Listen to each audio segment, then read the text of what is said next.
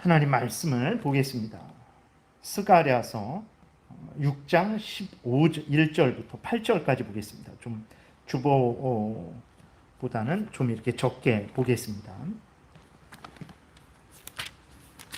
스가랴서 6장 1절부터 8절까지입니다. 교독하겠습니다. 내가 또 눈을 들어 본즉 내 병거가 두 산 사이에서 나오는데 그 산은 구리산이더라. 첫째 병거는 붉은 말들이, 둘째 병거는 검은 말들이, 셋째 병거는 흰 말들이, 넷째 병거는 어룽지고 건강한 말들이 메었는지라. 내가 내게 말하는 천사에게 물어 이르되 내 주여 이것들이 무엇이니까 하니 천사가 대답하여 이르되 이는 하늘의 내 바람인데 온 세상의 주 앞에 서 있다가 나가는 것이라 하더라. 검은 말은 북쪽 땅으로 나가고 흰 말은 그 뒤를 따르고 어룽진 말은 남쪽 땅으로 나가고 건장한 말은 나가서 땅에 두루 다니고자 하니 그가 이르되 너희는 여기서 나가서 땅에 두루 다니라 하매 곧 땅에 두루 다니더라. 그가 내게 외쳐 말하여 이르되 북쪽으로 나간 자들이 북쪽에서 내 영을 쉬게 하였느니라 하더라. 아멘. 기도드리겠습니다. 살아계신 하나님 아버지 감사를 드립니다. 이 시간 하나님의 말씀을 전하고 듣습니다. 성령께서 역사하셔서 우리를 향한 하나님의 뜻을 잘 깨달아 알게 도우시고 하나님이 알려주시는 대로 믿고 따르게 도와 주옵소서. 하나님, 세상이 자기의 탐욕을 따라서 살아갈지라도 우리들은 하나님의 말씀을 듣고 믿고 준행하는 것이 본분이라는 것을 분명히 마음에 새기고 하나님의 말씀을 즐거워하고 하나님이 성경을 통해서 알려주시는 대로 믿고 따르도록 성령께서 이 시간도 우리를 강하게 하시고 또 확신 있게 하여 주옵소서. 감사드리고 예수 그리스도의 이름으로 기도드렸습니다. 아멘. 오늘은 원래는 6장 전체를 좀 이렇게 살펴보려고 했었는데 또 분량이 좀 많아져서 오늘 반만 살펴보고 또 다음 주에 또 나머지 반을 살펴보는 것으로 하겠습니다. 오늘 또 이렇게 본문에 보게 되니까 스가랴가 또 이렇게 환상을 이제 보게 되죠. 우리가 분명히 알아야 될 것은 이 환상은 이제 하나님과 하나님의 뜻을 알려주는 계시인데 하나님의 계시는 사람이 보고 싶다고 해서 보는 것이 아닙니다. 사람이 노력한다고 해서 하나님의 계시를 하나님의 뜻을 아는 것이 아니죠. 보는 것이 아닙니다. 하나님께서 보여주시지 않으면 그 누구도 하나님의 계시를 볼 수 없다라는 것을 우리가 분명히 기억을 해야 되는 것입니다. 하나님은 그런데 스가랴에게 많은 환상을 보여주셨어요. 많은 계시를 보여주셨습니다. 1장부터 우리가 잠깐 간략하게 살펴보게 되면 화석류 나무의 선자를 하나님께서 보여주셨고 네 뿔과 대장장이 환상을 또 보여주셨고 측량줄을 잡은 천사의 모습을 보여주셨고 여호수아의 옷을 정결케 하는 그러한 환상도 보여주셨고 순금 등잔대와 두 감람나무 환상도 보여주셨고 또 날아가는 두루마리 환상과 에바 속의 여인의 환상도 보여주셨고 또 오늘 본문에서 이제 그 네 병거의 구리산에서 나오는 네 병거의 환상도 보여주신 것을 우리가 보게 됩니다. 하나님께서 그러면 왜 이렇게 많은 환상들을 계시들을 스가랴에게 보여주셨을까? 그것은 이제 첫 번째로는 이제 이스라엘 백성들로 하여금 이스라엘 백성들이 재앙을 당한 것, 이제 칼에 죽고 바벨론 침공에 의해서 3분의 1은 칼에 죽고 또 3분의 1은 기근에 죽고 3분의 1은 이제 전염병에 죽고 그리고 나머지는 바벨론 포로로 끌려가고 이러한 무서운 재앙을 당한 원인이 무엇인가?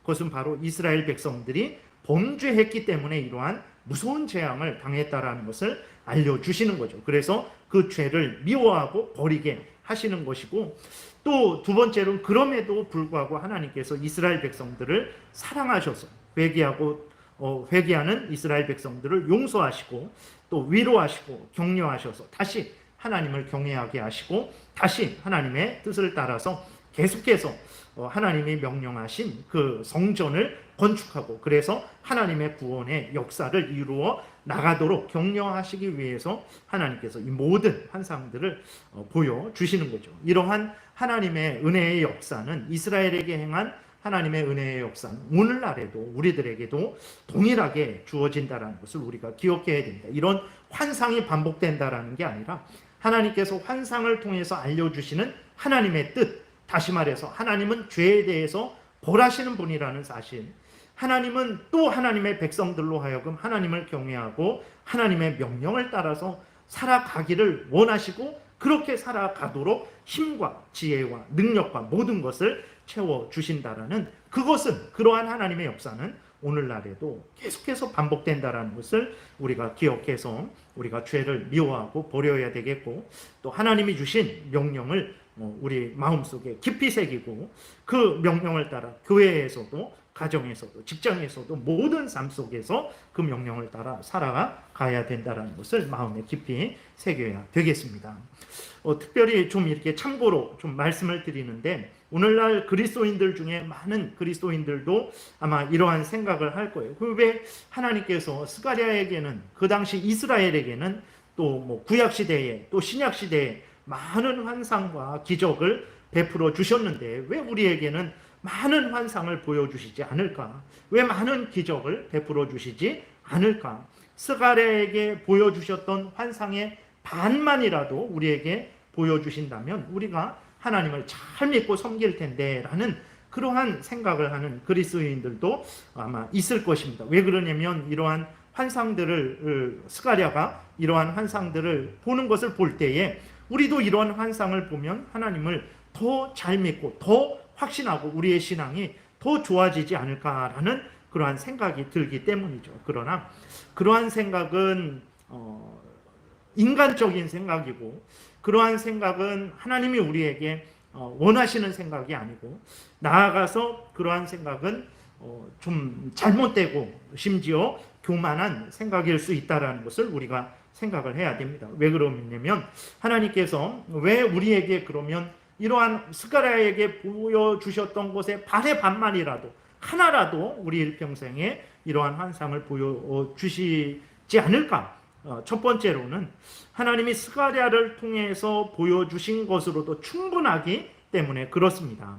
하나님께서 앞에서 말씀드렸어요. 스가랴에게 왜 이러한 많은 환상을 보여주셨을까? 그것은 이제 그 환상을 통해서 바벨론 포로에서 돌아온 70년 만에 돌아온 이스라엘 백성들에게 하나님의 뜻을 알려주시는 거거든요.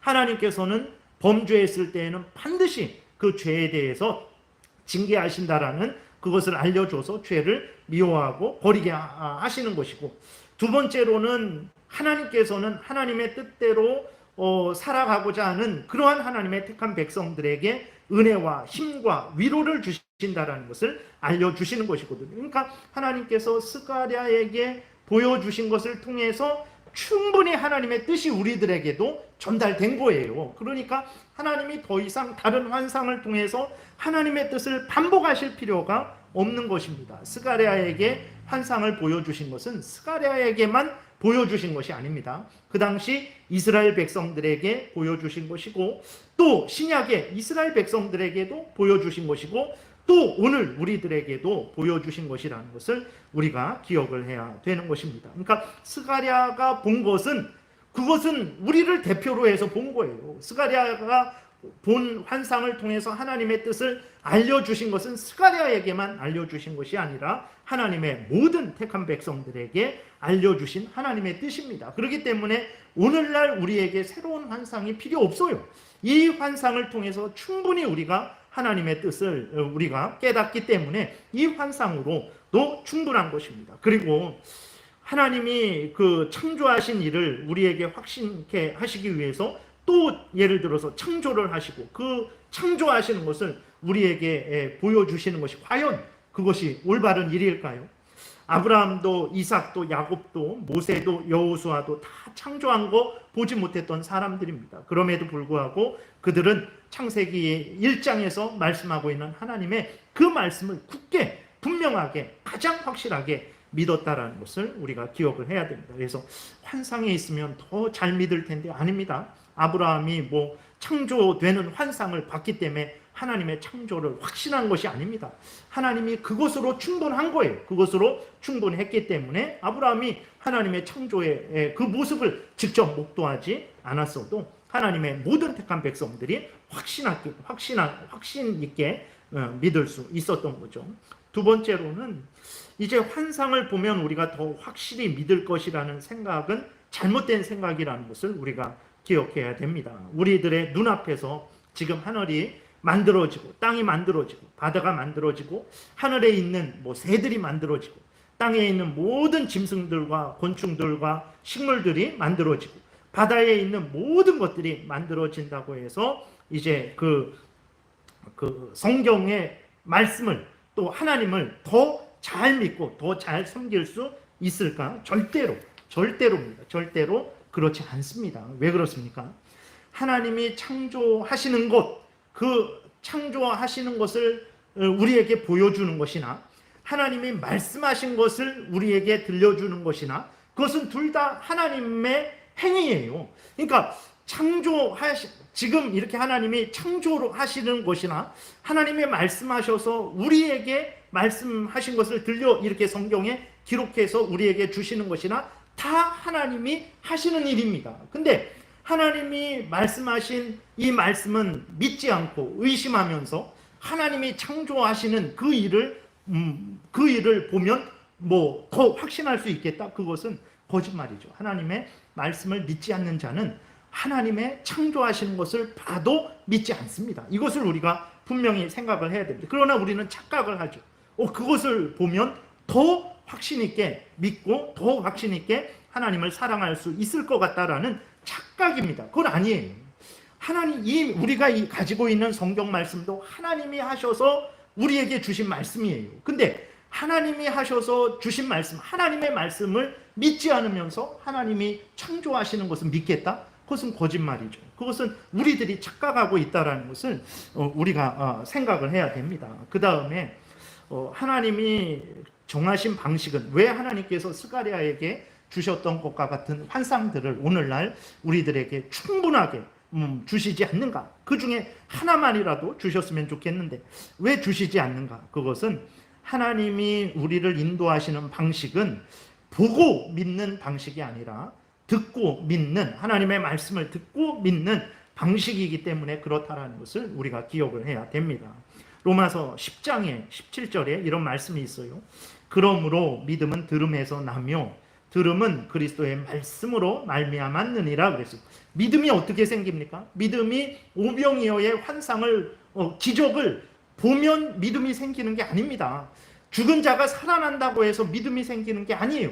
믿음이 생기는 것은 들어서 생기는데 무엇을 들어서 생기냐면 하나님의 말씀을 들어서 믿음이 생기는 거예요. 이게 하나님이 정하신 방식이라는 것을 우리가 기억을 해야 됩니다. 보고 믿겠다. 보면 내가 더 잘 믿을 수 있다. 보면 더 확신할 수 있다. 보면 내가 하나님을 더 사랑할 수 있다라는 것은 하나님이 정하신 방법대로 나는 따르지 않겠다. 하나님이 정하신 방법을 거절하는 거예요. 그것은 어떤 그 순수한 마음으로 하나님의 그 기적을, 오병이어의 기적을 내가 체험하고 싶겠다. 물론 우리가 그러한 마음은 가질 수 있어요.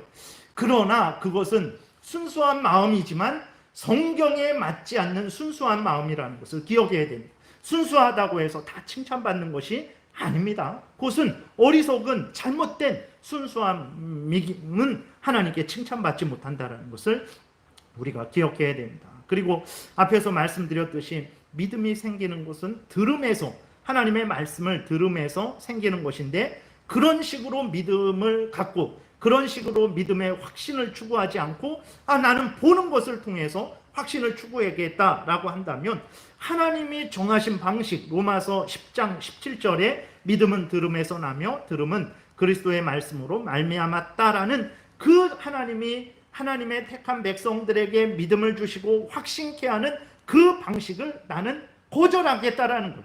하나님, 그런 방식은 나는 적당하지 않다라고 생각합니다. 바르지 않다라고 생각합니다. 나는 보면 더 잘 믿겠습니다. 이거는 하나님이 이런 방식으로 하나님의 말씀을 들어서 믿음을 얻고 믿음을 확신케 하는 방식을 사용하시는데 그 방식은 별로 좋지 않고 효과적이지 않습니다. 나는 보는 게 더 낫다라고 생각합니다 라고 생각하는 거죠. 그것은 하나님이 정하신 방식을 의심하고 불신하는 것입니다. 큰 보통 작은 죄가 아니죠. 하나님의 말씀보다 또 자신의 눈을 더 대단하게 여기는 교만한 그러한 생각에서 나오는 것이라는 것을 기억해야 됩니다. 우리가 물론 앞에서도 말씀드렸지만 순수한 마음으로 그러한 기적을 보고 싶다, 그러한 정말 체험을 하고 싶다, 얼마든지 그럴 수 있어요. 그러나 하나님께서 분명 예수 그리스도께서 분명히 말씀하셨어요. 보지 않고 믿는 자가 더 복되다 하셨어요. 그것은 그냥 하신 말씀이 아닙니다. 보지 못했어도 하나님의 성경을 통해서 이런 일이 있었다, 이런 일을 할 것이다 라고 알려주셨을 때 아멘, 하나님 이런 일이 있었음을 나는 믿습니다, 하나님께서 이런 일을 하실 것을 나는 믿습니다 라고 그렇게 믿는 그것이 복되다라는 거예요. 우리는 오늘날에 우리나라 거의 그 기독교 전체가 어떤 신비한 체험과 어떤 환상과 그러한 것들을 더 대단하게 생각을 하죠. 하나님의 말씀을 이렇게 전하고 듣고 그 말씀을 깊이 생각하고 그 말씀을 따라 순종하는 것보다 어떤 환상을 보고 신비한 체험을 하는 것을 더 대단하게 생각하는데, 성경을 보세요. 하나님께 예수 그리스도께서 뭐라고 말씀하셨습니까? 보지 않고 믿는 자가 더 복되다 그랬어요.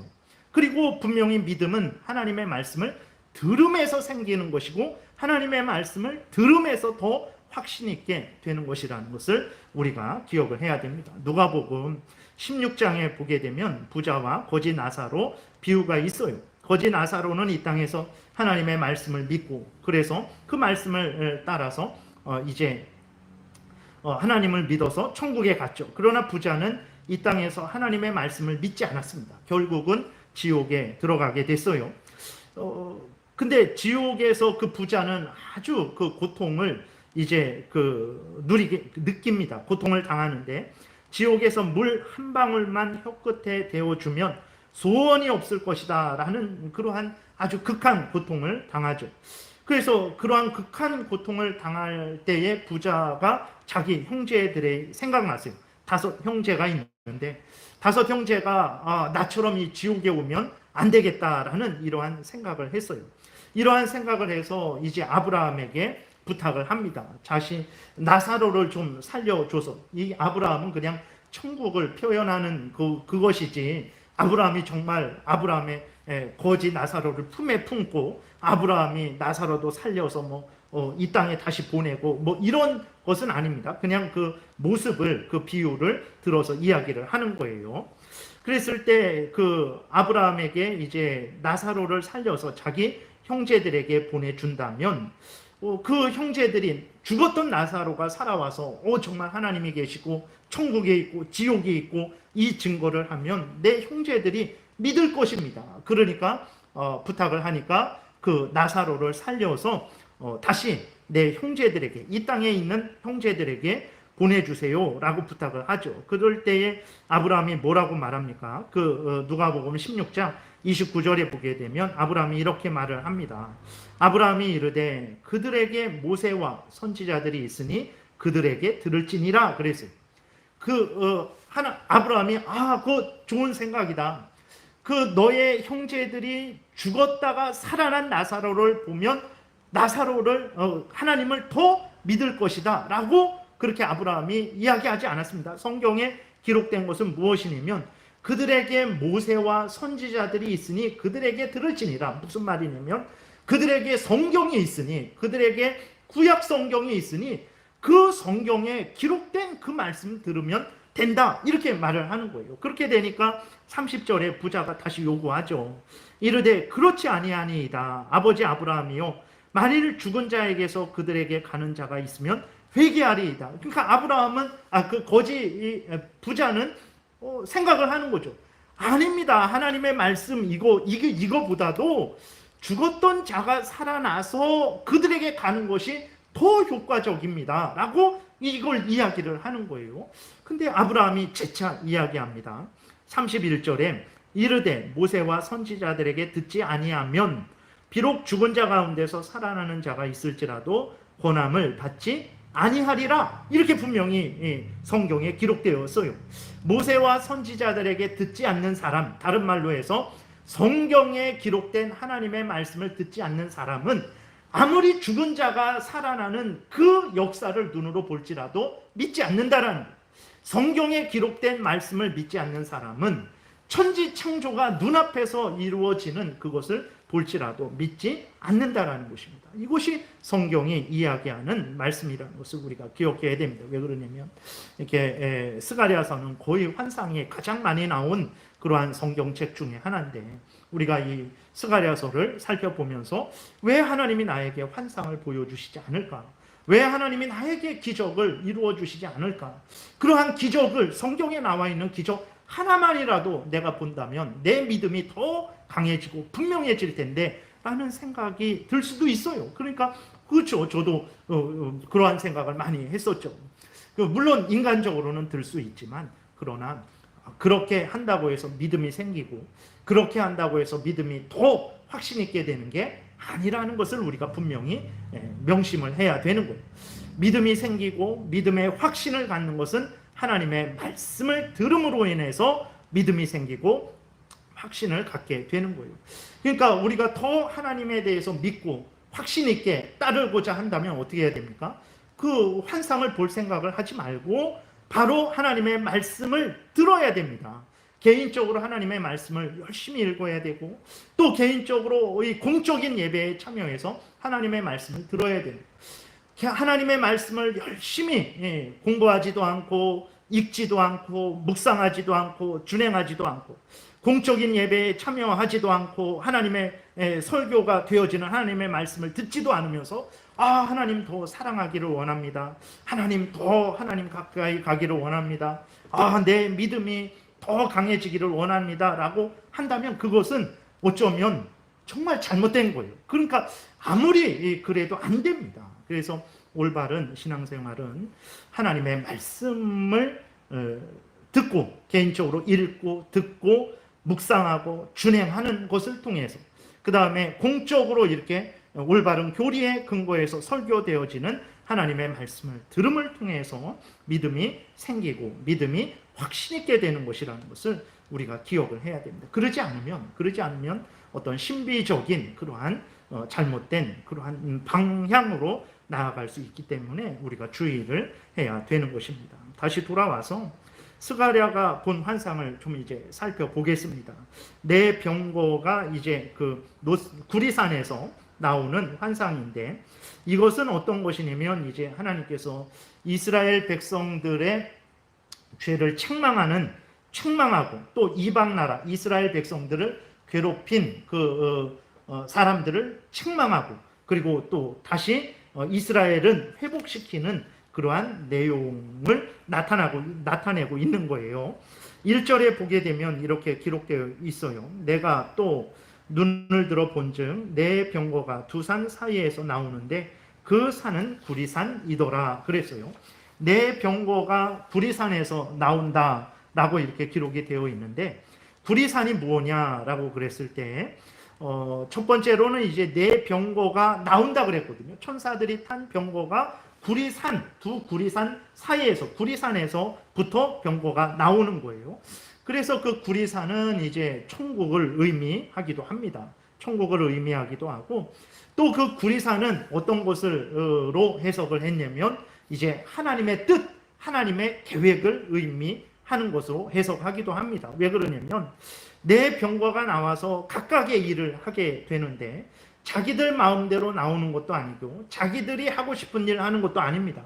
하나님께서 나오라고 하셔서 나오는 것이고 하나님께서 명하신 일을 하는 것이거든요. 그렇기 때문에 그 천사들이 그 병거가 구리산에서 나올 때에 그 구리산은 하나님의 계획, 하나님의 뜻, 하나님의 섭리하심으로 이렇게 해석을 한다라는 것을 우리가 기억을 해야 되는 것입니다. 그래서 구리산은 이제 천국을 의미하기도 하고, 그 다음에 그 하나님의 뜻, 하나님의 계획을 의미하기도 한다라고 그렇게 생각하면 되겠습니다. 2절, 3절에 보게 되면 첫째 병거는 붉은 말들이, 둘째 병거는 검은 말들이, 셋째 병거는 흰 말들이, 넷째 병거는 어룽지고 건장한 말들이 매였는지라 라고 이렇게 기록이 되어 있어요.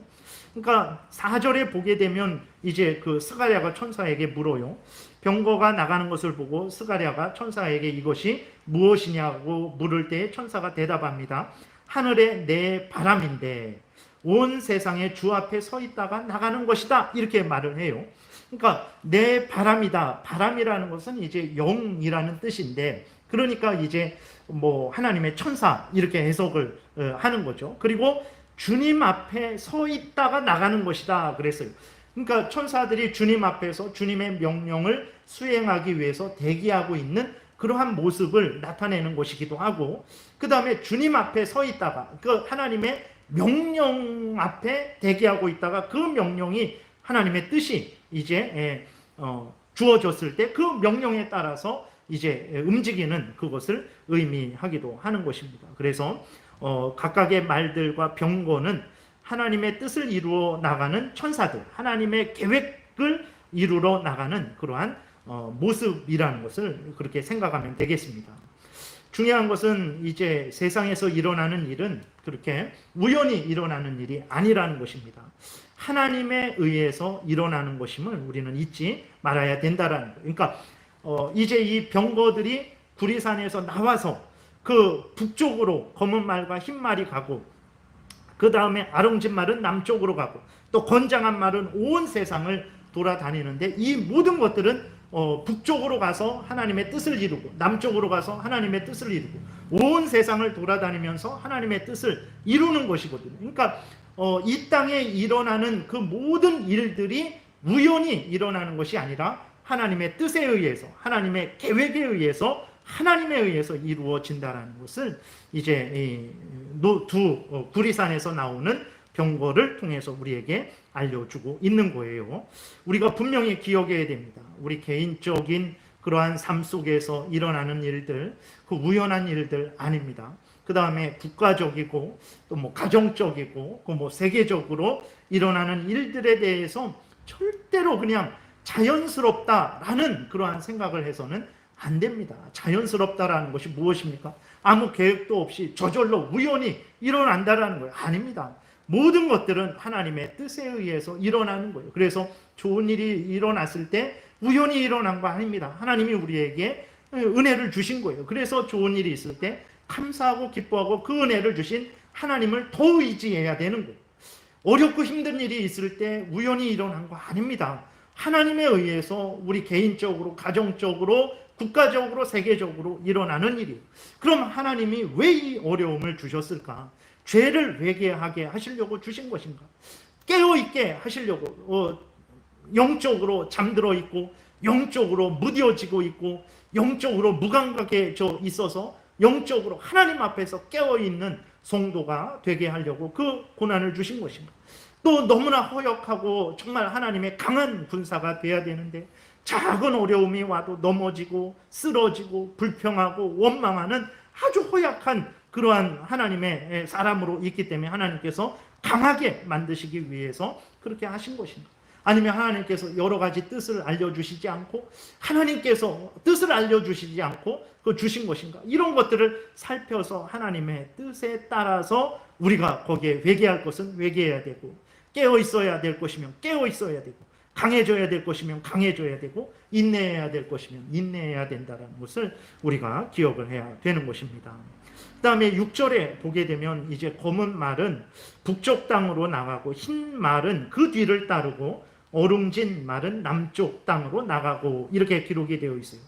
검은 말은 무엇을 의미하는 거냐면 죄악에 대한 심판을 의미하는 것입니다.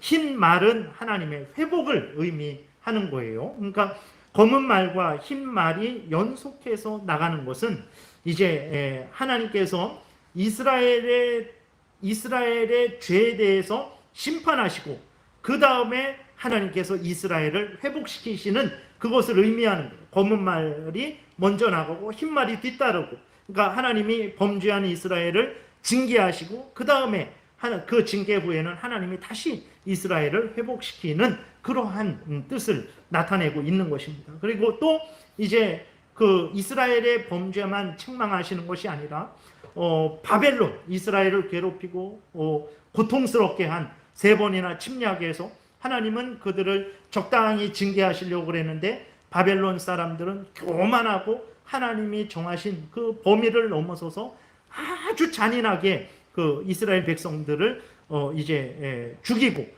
아주 멸망을 시켰죠. 그러니까 그것에 대해서 하나님께서 이제 벌을 하시는 것입니다. 그래서 검은 말은 이스라엘에 대한 죄에 대한 징계, 그 다음에 그 당시 이스라엘을 괴롭히고 하나님의 뜻을 거역하게 하는 그러한 이방 나라들에 대한 징계를 의미하는 것이고, 흰 말은 이스라엘이 죄로 인해서 바벨론에 70년 끌려갔었는데 그 바벨론 포로에서 다시 돌아오게 하시는 하나님의 회복을 나타내는 것이라는 것을 기억하면 되겠습니다. 그 정도로 이제 보면 되는 거예요.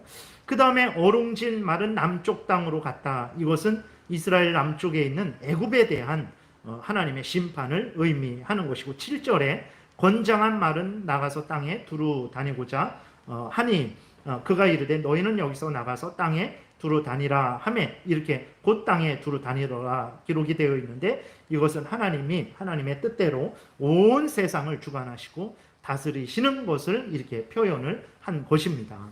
그리고 8절에 보게 되면 그가 내게 외쳐 말하여 이르되 북쪽으로 나간 자들이 북쪽에서 내 영을 쉬게 하였느니라, 이렇게 기록이 되어 있어요.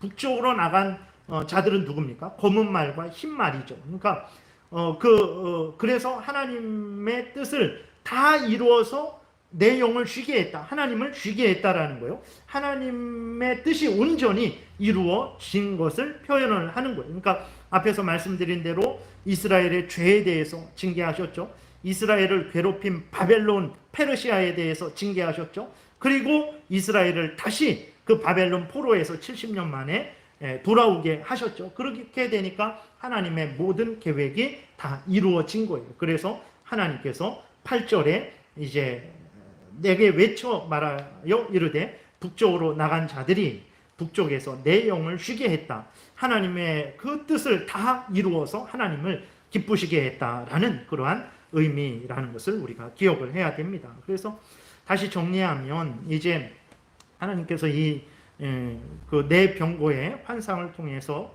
하나님이 이스라엘 백성들에게 알려주시는 것은 무엇이냐 그랬을 때에 첫 번째로는 이스라엘이 당한 그 재앙, 아주 무서운 재앙이었죠. 바벨론에 의해서 3번 침략을 당했습니다. 그리고 그 이제 바벨론의 포로로 끌려가고 남은 사람들은 3분의 1은 칼에 죽고 3분의 1은 기근에 죽고 3분의 1은 전염병에 죽은 거예요. 거의 다 죽었습니다. 그러한 재앙을 당한 그 원인이 무엇이냐 그랬을 때 바로 이스라엘의 죄 때문이다 라는 것을 알려주셔서 이스라엘로 하여금 죄를 미워하고 버리게 하려고, 회개하고 돌이키게 하려고 이 환상을 하나님께서 이스라엘에게 보여주신 것이고, 또 두 번째로는 이제 이스라엘 백성들에게 하나님께서 온 세상의 모든 이스라엘 나라의 흥망성쇠, 또 온 세상의 나라의 흥망성쇠, 그 다음에 개인의 생사화복, 이 모든 것은 하나님이 주관하시고 다스리신다라는 것을 알려주셔서, 그러니까 구리산에서부터 병거가 나오는 것처럼 하나님의 뜻에 의해서 하늘에서부터 모든 일이 시작돼서 하나님에 의해서 모든 일이 시작돼서 하나님의 뜻에 의해서 모든 일이 시작돼서 하나님의 그 개인의 생사화복, 그 다음에 뭐 가정의, 그 다음에 국가의, 온 세상의 흥망성쇠가 이루어진다라는 것을 알려주어서 하나님을 경외하고 하나님을 의지하고 하나님의 뜻을 따라서 열심히 살아갈 것을 이제 격려하는 거죠. 그래서 70년 만에 포로로 돌아왔는데 정말 예루살렘 성도 무너졌고 성전도 무너졌고 모든 것이 다 황폐하게 되어버린 거예요. 거기에 대해서 이제 하나님께서 왜 이렇게 됐는지 너희들의 죄 때문이다. 그러므로 이제 다시는 범죄하지 말아라. 두 번째로는 내가 그럼에도 불구하고 너희를 사랑해서 너희를 용서하고 회복을 시켜 주는 것이니 너희들은 나를 세상 이전처럼 헛된 것을 의지하지 말고 나를 의지하고 내 명령을 따라 살아가라고 그렇게 하나님께서 격려하는 것입니다. 이것은 오늘날 우리들에게도 마찬가지라는 것을 우리가 기억을 해야 되는 것입니다. 특별히 정말 이 이스라엘 백성들이 죄 때문에 그러한 재앙을 당했다라는 것을 우리는 아주 명심해야 됩니다. 이 재앙을 당한 것이 다른 이방 나라가 아닙니다. 하나님의 아브라함의 후손들이라는 것을 우리가 기억을 해야 됩니다. 아브라함의 후손들, 하나님의 백성일지라도 하나님의 백성들이 범죄했을 때에는 하나님이 매서운 징계를 해요. 왜 그렇습니까? 하나님의 백성들이 범죄하는 그 범죄도 하나님의 영광을 가리는 범죄요. 은혜 주신 하나님의 은혜를 배은망덕하게 하는 범죄요. 그 죄인들을 대신해서 예수 그리스도께서 대신 십자가에서 죽으셔서 피 흘려 죽으셔서 구원하셨는데 그 예수 그리스도의 십자가의 피 흘림을 더럽히는 범죄요.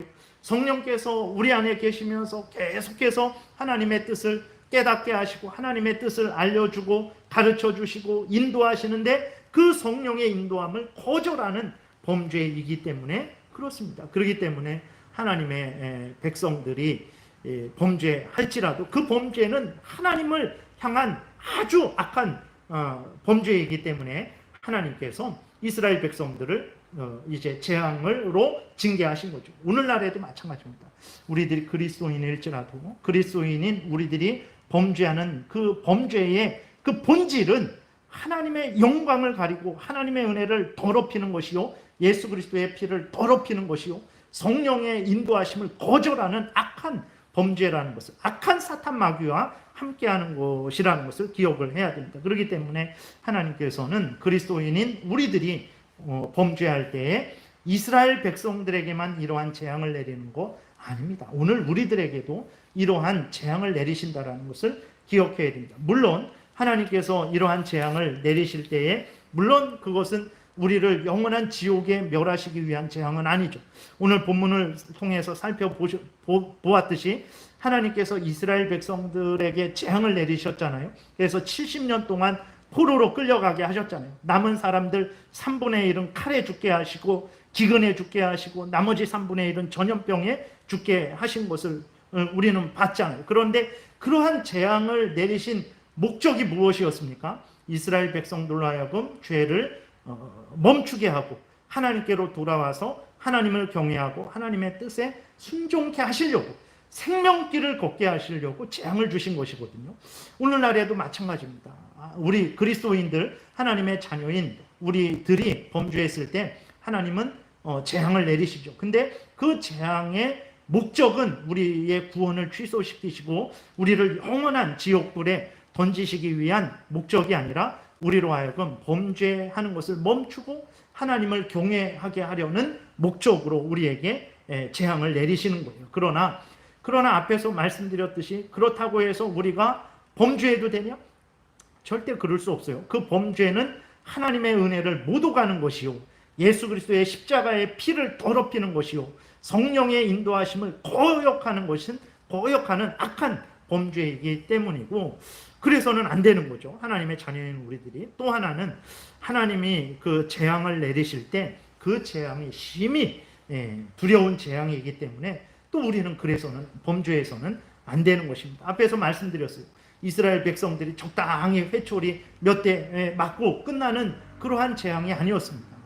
예레미야 애가에서 살펴보듯이 정말 그 나이든 노인들이나 뭐 여자들이나 또 아이들이나 전혀 봐주지 않았어요. 바벨론이 침략했을 때 칼로 쳐서 죽일 때에 뭐 아이들이라고 살려주고 여자라고 살려주고 노인이라고 살려주고 그러지 않았습니다. 모든 사람들을 다 칼로 쳐서 학살을 했어요. 심지어 임신한 여자의 배를 갈라서 죽이기도 하고. 그래서 정말 기근이 어느 정도의 기근이었습니까? 엄마들이 아기를 잡아서 먹는 차원의 기근이었어요. 그러니까 우리들은 이 스가랴서를 읽을 때 예수님 오시기 전 500년 전 정도, 그 정도의 그냥 일어난 일 그 정도로 생각을 하는데 아닙니다. 정말 이 꾸며낸 이야기가 아니고 그들의 모든 형제 자매들은 다 죽어버리고 그 다음에 포로로 알지도 못하는 바벨론에 끌려가서 70년 종로로 타다가 돌아와서 이 하나님의 말씀을 듣는 거예요. 그래서 이 현실은 그냥 적당히 옛날 얘기 이런 게 아닙니다. 하나님이 왜 이것을 기록하셨습니까? 이것을 통해서 오늘 우리들에게도 말씀을 하시는 거예요. 그러니까 하나님 앞에서 범죄하는 그것이 얼마나 하나님 앞에 잘못된 일인지, 배은망덕한 일인지, 그리고 그 범죄가 얼마나 하나님을 진노케 하는지, 물론 구원이 취소되는 진노는 아니지만 그러나 그 진노가 얼마나 하나님께 큰 진노를 일으키는지, 그 다음에 하나님이 그 범죄에 대해서 재앙을 내리실 때에 구원이 취소되는 재앙은 아니지만 그 재앙이 얼마나 무서운 재앙인지 우리로 하여금 알게 하시는 거예요. 그렇기 때문에 절대로 이러한 성경 말씀, 옛날에 뭐 그런 것이 있었다, 그렇게 해서는 안 됩니다. 죄는 진실로 무서운 것입니다. 죄는 하나님의 은혜를 더럽히는 것이고, 예수 그리스도의 십자가의 피를 더럽히는 것이고, 성령의 그 인도하심을 무시하는 것이라는 것을 기억을 해야 됩니다. 그리스도인은 그런 죄를 져서는 안 됩니다. 하나님이 그런 죄지라고 취소하지 않는 구원을 우리에게 주신 게 아닙니다. 근데도 그런 죄를 진다면 더 나쁜 거예요. 더 나쁜 거예요. 세상 사람들은 그런 하나님의 은혜를 모르니까 범죄한다라고 뭐 그렇게 생각하더라도, 그리스도인들은 이러한 하나님의 은혜를 안단 말이에요.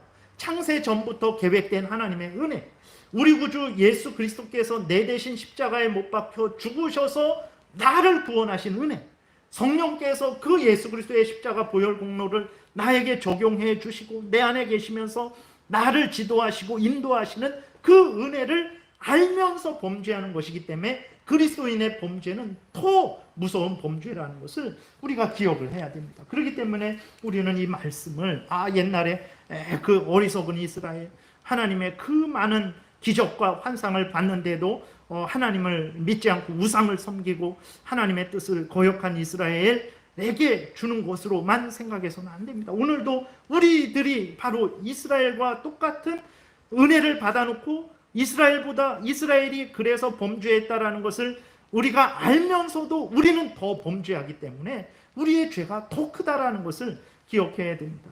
그럼 우리가 무슨 죄를 졌는가?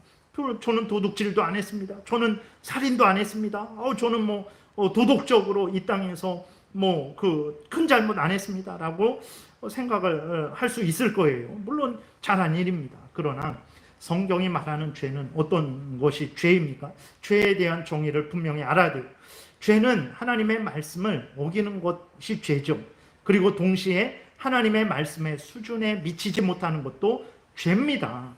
하나님이 우리의 삶의 법칙으로 주신 십계명을 따라 행하지 않는 것, 어기는 것도 죄고, 십계명이 요구하는 수준에 못 미치는 것도 죄라는 것을 기억을 해야 됩니다. 내가 마음과 뜻과 정성과 목숨을 다해서 하나님을 사랑하지 않는, 하나님을 사랑하되 적당히 사랑하는 그게 죄예요. 이스라엘 백성들이 하나님을 완전히 버린 거 아닙니다. 그들은 하나님을 사랑했어요. 근데 우상도 사랑했어요. 그들은 하나님께 제사 드렸습니다. 그런데 우상에게도 제사 드렸어요. 오늘도 마찬가지죠. 우리들 하나님 사랑하죠. 하나님 사랑하는데 마음과 뜻과 정성과 목숨을 다해서 하나님을 사랑하지 않고 나도 사랑하고 하나님과 동등하게 나도 사랑하고 세상도 사랑하고 내 탐욕도 따라가는 그것이 하나님도 사랑하고 우상도 사랑했던 이스라엘과 똑같은 죄라는 것을 기억해야 돼요. 우리 그리스도인이 지금 그렇게 마음과 뜻과 정성과 목숨을 다해서 하나님을 사랑하지 않는 거, 그거 이스라엘이 행했던 것과 별반 다를 바 없어요. 이스라엘은 더 했습니다. 우리는 일주일에 한 번, 주일에 공예배를 중심으로 해서 그렇게 예배를 드리죠. 그리고 또 교회에서 물론 수요 예배나 새벽 예배를 하면 그것은 공적인 예배처럼, 주일 예배처럼 생각하고 하나님의 법으로 생각하고 그렇게 해야 돼요. 그래봤자 우리들은 그렇게 하지만 이스라엘 백성들은 더 엄격하게 우리보다도 더 제사를 드리고 하나님 앞에 헌신했다라는 것을 기억을 해야 되는 것입니다. 그래서 우리들은 이스라엘과 같은 죄를 짓지 않는데, 아닙니다. 이스라엘은 우리보다 더 헌신했습니다. 더 어려운 그러한 율법의 제사법을 지켰어요. 더 힘들었습니다. 우리들은 그렇지 않잖아요. 우리들은 이렇게 아주 복잡하지 않잖아요. 교회에 나와서 회개하고 또 하나님 말씀 듣고 찬송하고 기도하고 이런 것만 있는데, 이스라엘 백성들이 제사 드린 거 보세요. 레위기를 읽으면 그걸 어떻게 다 기억하고 일상생활을 어떻게 그렇게 다 살아갈까. 근데 이스라엘 백성들은 그렇게 살았어요. 근데 문제는 뭐냐면 그렇게 살면서 동시에 우상도 섬긴 거죠. 그것이 바로 하나님만 섬긴 것이 아니라 하나님만 사랑한 것이 아닌 거죠. 그게 죄입니다. 그 죄 때문에 그들이 그러한 무서운 징계를 받은 거예요. 오늘날 우리 그리스도인들도 심각하게 생각해야 됩니다. 오늘날 정말 세상이 하도 악해갖고 하나님을 전적으로 사랑하지 않는 것, 이웃을 내 몸과 같이 사랑하지 않는 것, 십계명을 나의 삶의 법칙으로 삼고 살아가지 않는 것, 그것은 죄도 아니에요. 그게 뭔 죄인가? 살인하는 사람 많고, 남 사기쳐서 망하게 하는 사람 많고, 온갖 거지로 정말 입신양명하는 사람들 있고, 정말 정치인들을 보고 뭐 지도자들을 보고 뭐 누구를 보더라도 본이 되는 사람이 하나도 없어요. 물론 저도 그런 좀 본이 되지 않는 존재죠. 그러니까 이제 하나님을 마음과 뜻과 정성과 목숨을 다해서 사랑하지 않는 것은 죄도 아니에요. 아니, 저 사람은 저렇게까지 하는데, 저 사람은 나라를 팔아먹고도 저렇게 하는데, 그러니까 뭐 죄가 아닌 것처럼 생각이 되죠. 그러나 우리들은 그렇게 생각할지라도 하나님은 여전히 하나님의 말씀을 어긴 것이 죄고, 하나님의 말씀의 수준에 미치지 못하는 것도 죄다라고 정죄하고 계심을 우리는 잊지 말아야 됩니다. 이러한 우리 자신의 모습을 보면서 애통하고 울며 회개하는 일이 우리에게 얼마나 있습니까? 내가 가장 큰 죄인이다, 내가 지옥에 떨어져도 먼저 떨어져야 될 가장 악한 죄인이다라고 우리 그리스도인들이 내가 죄인 중에 괴수다라고 생각하는 그리스도인이 얼마나 되겠습니까? 그래도 나는 지옥에 떨어져도 끝부분에 떨어질 정도 되지는 아닙니다. 하나님을 마음과 뜻과 정성과 목숨을 다해서 사랑하지 않는데 지옥에 안 가는 것이 합당합니까? 그럴 수 없는 것이거든요. 근데도 우리 그리스도인들이 그 죄에 대해서 무감각해진 거죠. 둔감해진 것입니다. 우리들은 다시 한번 정말 하나님이 얼마나 죄에 대해서 진노하시는지, 물론 우리들을 영원한 지옥불에 다시 던지지는 않으십니다. 그러나 하나님께서 그 죄에 대해서 징계하실 때 그 징계는 심히 무섭고 두려운 징계라는 것을 잊지 말아야 됩니다. 왜 그렇습니까? 우리 그리스도인들이 범하는 죄가 불신앙을 가진 자들이 범하는 죄보다 더 악하기 때문에 그런 거, 더 하나님의 앞에서 배은망덕하기 때문에 그런 은혜를 알고 누리고 경험했던 우리들이 그 세상 사람들과 같은 그러한 생각을 하고 삶을 살아가는데, 그런 은혜를 받아놓고도 하나님을 적당히 사랑하고 세상 또 적당히 즐기면서 세상 사랑하면서 내 탐욕을 추구하면서 살아가는데 어찌 더 큰 죄가 아니겠습니까? 고린도전서 11장에서 오후 때 자주 말씀을 드렸죠. 성찬식을 더럽힌 고린도 교인들을 향해서 하나님은 징계하셨어요. 그 징계하실 때에 하나님은 어떤 징계하셨습니까? 적당히 징계하셨습니까? 그러지 않았어요. 고린도 교인들을 약하게 하셨어요. 마음도 몸도 사회적인 영향력도 약하게 하셨어요. 마치 오늘날 교회가 사회적인 영향력 하나도 없습니다. 아주 얼마 전에 이렇게 신문에 보게 되니까 우한폐렴으로 인해서 가장 위험한 곳이 어디냐면 교회래요. 세상 사람들이 다 그렇게 생각을 하고 있는 거예요. 교회가 가장 위험한 곳이다 라고 그렇게 생각을 하고 있는 거예요. 교회가 그런 정도로 약해졌어요. 아주 동네 북이 되어버린 거죠. 그리고 하나님께서 또 고린도 교인들에게 어떤 징계를 주셨습니까? 질병에 걸리게 하셨어요. 그리고 또 심지어 몇몇 고린도 교인들은 하나님께서 생명도 거두어 가셨다라는 것을 우리가 성경을 통해서 보게 되죠. 하나님께서 스가랴 당시에 이스라엘 백성들이 범죄했을 때에 바벨론으로 포로로 끌려가게 하시고 3분의 1은 칼에 죽게 하시고 3분의 1은 기근에 죽게 하시고 3분의 1은 전염병에 죽게 하신 그 징계가, 그 재앙이 고린도 교회에도 여전히 그들이 약해지고 그들에게 질병이 걸리고 그들이 죽는 일들이 일어났던 거예요. 그러면 스가랴 당시에만 일어나고 고린도 교회에만 일어나고 오늘 우리에게는 일어나지 않겠습니까? 하나님이 왜 스가랴 이 선지서를 기록해서 오늘 우리에게 보여주십니까? 왜 하나님이 고린도전서를 기록하셔서 우리로 읽게 하십니까? 하나님의 뜻은 동일하기 때문에, 하나님이 행하시는 일은 동일하기 때문에 그렇습니다. 그럼에도 불구하고 우리 그리스도인들이 둔감해서 무지해서 그러한 하나님이 그렇게 알려주시는데도 불구하고 나는 예외라고 이렇게 생각을 하고 하나님을 향하여 온전히 마음과 뜻과 정성과 목숨을 다하려는 방향으로 그러한 삶을 추구하지 않고 이스라엘 구약의 스가랴 선지자 당시의 이스라엘 백성들과 같이 고린도전서 11장의 이스라엘 백성들과 같이 고린도 교인들과 같이 그러한 마음과 태도로 살아간다면 어찌 우리가 하나님으로부터 그러한 징계를 받지 않겠습니까? 징계를 받지 않으려고 잘해야 되겠다 이게 아니라 하나님의 자녀는 하나님을 사랑하고 하나님을 경외하고 하나님의 명령을 따라 살아가는 것이 마땅한 거예요. 그래서 그런 삶을 우리가 살아야 되는 것입니다. 하나님의 자녀인데 어찌 하나님을 적당히 사랑하고 하나님의 명령을 거역해 가면서 삶을 살 수 있겠습니까? 인간적으로도 사람의 어떤 호의를 무시할 때 우리는 분노하죠. 어떤 내가 호의를 베풀었는데 그 호의를 무시해요. 그 호의를 땅에 던져버리고 아주 모독을 해요. 그러면 우리는 분노하죠. 하나님이 우리에게 얼마나 은혜를 내려주셨습니까? 얼마나 호의를 베풀어 주셨습니까? 창세 전부터 우리에게 은혜를 내려주셨어요. 예수 그리스도로 하여금 우리 대신 죽게 하시면서까지 은혜를 내려주셨어요. 성령께서 우리 안에 계시면서 떠나지 아니하시면서 우리를 인도하시는 그런 은혜를 내려주시죠. 우리가 베푼 호의를 다른 사람이 무시하면 우리는 분노하잖아요. 근데 하나님이 베푼 호의를, 그 은혜를 우리는 무시하면서 감사하지도 않으면서 그러면서 우리는 웃으면서 막 살아가고 있는 모습이 우리들의 모습이죠. 우리 자신의 모습입니다. 얼마나 우리들이 참 못된 자들인지 다시 한번 생각을 해야 되겠습니다. 여러분, 하나님께서 이러한 말씀을 기록하셔서 우리를 사랑하셔서 기록하신 것, 하나님의 사람은 어떻게 살아야 되느냐, 하나님을 경외하고 살아야 된다. 그것이 너희들에게 복이다. 범죄하고 너희들의 탐욕을 따라 살아가는 것은 결국은 너희들에게 득이 될 게 하나도 없다.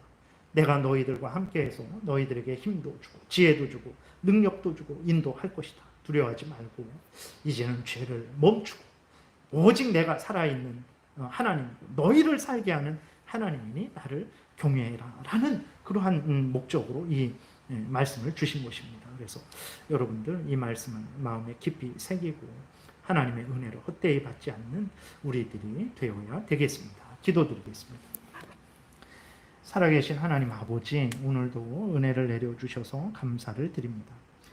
하나님 앞에서 참 우리 자신을 돌아보게 됩니다. 하나님이 우리에게 얼마나 큰 은혜를 내려주셨는데 우리들은 하나님께 감사하지 못하고 우리들이 하나님의 뜻대로 살지 못하는 모습을 보게 됩니다. 용서하여 주시고 하나님 아버지, 하나님은 우리를 사랑하셔서 회복시키시는 하나님이라는 것을 분명히 믿고 범사에 하나님을 인정하고 하나님 제일 우선 중심의 삶을 살아가게 도와주옵소서. 하나님께서 온전히 주장하시고 다스리시기를 바라고 감사드리고 예수님 이름으로 기도드렸습니다. 아멘.